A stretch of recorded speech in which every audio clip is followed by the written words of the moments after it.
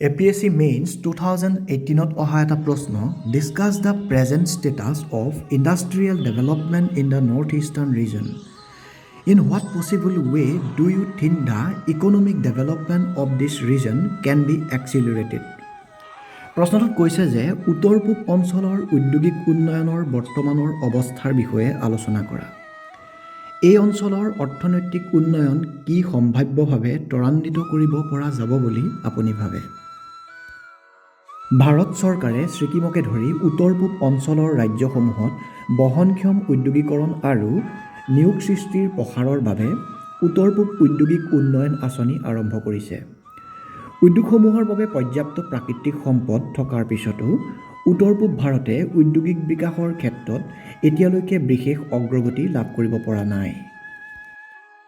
স্থিতি: উত্তৰ পূব ভাৰত ঔদ্যোগিকভাৱে অনগ্ৰসৰ হৈ আছে। উৎপাদন উদ্যোগৰ অংশ সৰ্বভাৰতীয় অংশীদাৰিত্বৰ আধাতকৈও কম।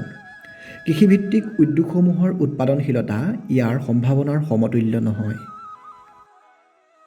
মূলতঃ MSME প্ৰকৃতিৰ অনানুষ্ঠানিক উৎপাদন খণ্ড IMS অঞ্চলটোৰ ঔদ্যোগিক উৎপাদনত সৰ্বাধিক অৰিহণা যোগোৱা খণ্ড। এই খণ্ডবোৰ স্থানীয় হস্তশিল্প আৰু ছেৰিকালচাৰ উদ্যোগে খৰচ আৰু উৎপাদন দুয়োটাৰে অদক্ষতাত ভুগি আহিছে।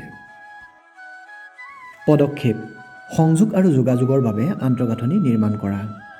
উদ্যোগসমূহৰ প্ৰয়োজনীয়তা পূৰণ কৰিবলৈ বিত্তীয় প্ৰতিষ্ঠানক শক্তিশালী কৰা। শক্তি খণ্ডত স্বাৱলম্বী হ'বলৈ অব্যৱহৃত জলবিদ্যুৎ সম্ভাৱনাৰ ব্যৱহাৰ। যুৱক যুৱতীসকলক উদ্যোগ প্ৰাসংগিক দক্ষতা প্ৰদান কৰা। সামৰণি কনক্লুজন: উত্তৰ পূব ভাৰতৰ কৌশলগতভাৱে গুৰুত্বপূৰ্ণ অংশ। উত্তৰ পূব অঞ্চলত নিবনুৱা সমস্যাৰ অন্যতম প্ৰধান কাৰণ হৈছে লেহেমীয়া ঔদ্যোগিকৰণ। উত্তৰ পূবত ইউনিট স্থাপনৰ ভৌগোলিক আৰু লজিষ্টিক কষ্টক প্ৰতিহত কৰিবলৈ ভাৰত চৰকাৰে সক্ৰিয় ভূমিকা গ্ৰহণ কৰাটো প্ৰয়োজন।